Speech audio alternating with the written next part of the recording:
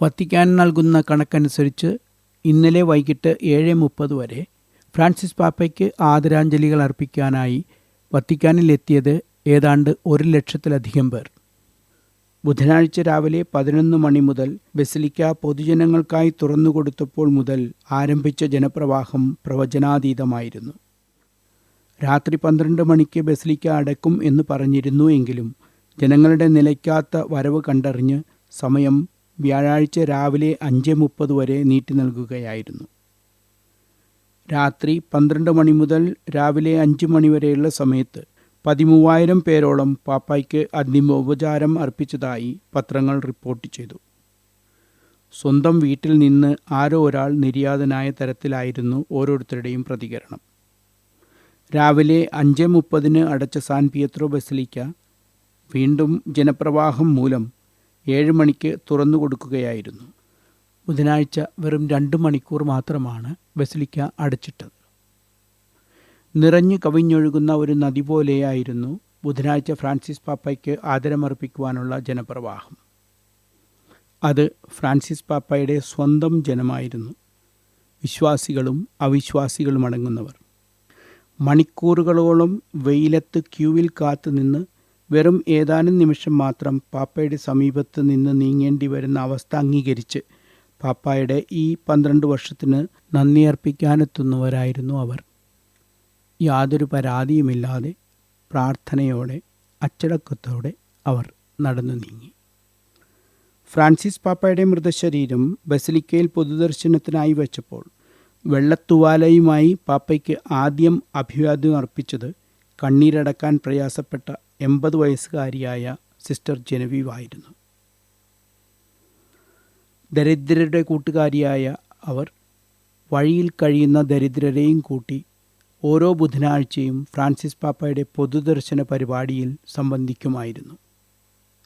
വ്യാഴാഴ്ച രാവിലെ പൊതുദർശനത്തിനായി ബസിലിക്ക തുറന്നുകൊടുക്കുമ്പോൾ തന്നെ ഏതാണ്ട് 2 കിലോമീറ്റർ നീളമുള്ള നിര രൂപാന്തരപ്പെട്ട് കഴിഞ്ഞിരുന്നു.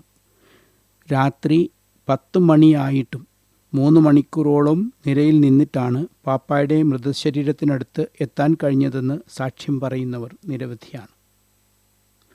ശനിയാഴ്ച നടക്കുന്ന ഫ്രാൻസിസ് പാപ്പയുടെ ശവസംസ്കാര ചടങ്ങിൽ പങ്കെടുക്കാൻ ലോകത്തിലെ പ്രഗത്ഭരായ നേതാക്കളെല്ലാം വത്തിക്കാനിൽ എത്തുന്നത് പ്രമാണിച്ച് റോമാ നഗരവും പരിസരങ്ങളും അതീവ സുരക്ഷാ മേഖലയായി പ്രഖ്യാപിച്ചു കഴിഞ്ഞു.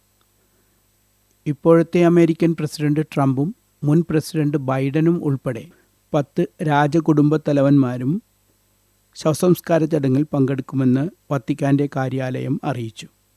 കൂടാതെ ഏതാണ്ട് 130ഓളം ഡെലഗേഷനുകളും ചടങ്ങിൽ പങ്കെടുക്കും. പാപ്പായുടെ മൃതദേഹം സംസ്കരിക്കുന്നതിന് മുമ്പ് ദരിദ്രരും അഭയാർത്ഥികളും പാപ്പായ്ക്ക് അഭിവാദ്യം അർപ്പിക്കുന്ന ചടങ്ങും ഉണ്ടായിരിക്കും എന്ന് വത്തിക്കാൻ്റെ വാർത്താവിനിമയ ശൃംഖല അറിയിച്ചു. മരിയ മേജർ ബസിലിക്കയിലേക്ക് പ്രവേശിക്കുന്ന കവാടത്തിന് മുന്നിലുള്ള ചവിട്ടുപടിയിൽ വെച്ചായിരിക്കും ഈ ചടങ്ങ്. 6 കിലോമീറ്ററോളം സഞ്ചരിച്ചാണ് വത്തിക്കാനിലെ സെയിൻറ്റ് പീറ്റേഴ്സ് ബസിലിക്കയിൽ നിന്ന് പാപ്പായുടെ മൃതദേഹം സംസ്കരിക്കുന്ന മേരി മേജർ ബസിലിക്കയിലെത്തുക. ഫ്രാൻസിസ് പാപ്പയുടെ മരണത്തിൽ അനുശോചനം രേഖപ്പെടുത്തിക്കൊണ്ട് മരിച്ചതിന് 3-ാം നാളാണ് ഇസ്രായേൽ പ്രസിഡന്റ് നെതന്യാഹുവിൻ്റെ അനുശോചന സന്ദേശം വത്തിക്കാനിലെത്തിയത്. ഇസ്രായേൽ സർക്കാരിൻ്റെ പേരിൽ ആദ്യം അറിയിച്ചിരുന്ന അനുശോചന സന്ദേശം പിന്നീട് സോഷ്യൽ മീഡിയയിൽ നിന്ന് നീക്കം ചെയ്തിരുന്നു.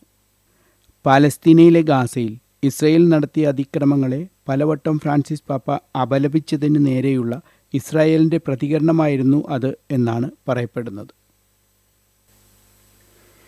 മേരി മേജർ ബസിലിക്കയിൽ ഫ്രാൻസിസ് പാപ്പയുടെ മൃതദേഹം സംസ്കരിക്കാനൊരുങ്ങുന്ന കല്ലറയുടെ പണി ഏതാണ്ട് പൂർത്തിയായതായി വത്തിക്കാൻ അറിയിച്ചു. അതിൻ്റെ ചിത്രങ്ങൾ പ്രസിദ്ധീകരിക്കുകയും ചെയ്തിട്ടുണ്ട്.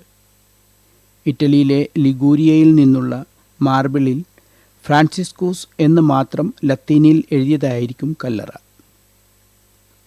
ഞായറാഴ്ച 27-ാം തീയതി മുതൽ കല്ലറ സന്ദർശിക്കാൻ കഴിയുമെന്ന് വത്തിക്കാൻ മാധ്യമ വിഭാഗം ഡയറക്ടർ മത്തയോ ബ്രൂണി അറിയിച്ചു. പൊതുജനങ്ങൾക്ക് ഫ്രാൻസിസ് പാപ്പയ്ക്ക് അന്തിമോപചാരം അർപ്പിക്കുവാനുള്ള സമയം വെള്ളിയാഴ്ച രാത്രി 8 മണിയോടെ അവസാനിക്കും. അതിനുശേഷം പാപ്പായുടെ ശവമഞ്ചം അടച്ച് സീല് ചെയ്യുന്ന കർമ്മങ്ങൾ നടക്കും. കത്തോലിക്ക സഭയുടെ ചേംബർലൈനായ കർദിനാൾ കെവിൻ ഫറൽ ആയിരിക്കും കർമ്മങ്ങൾക്ക് നേതൃത്വം വഹിക്കുക.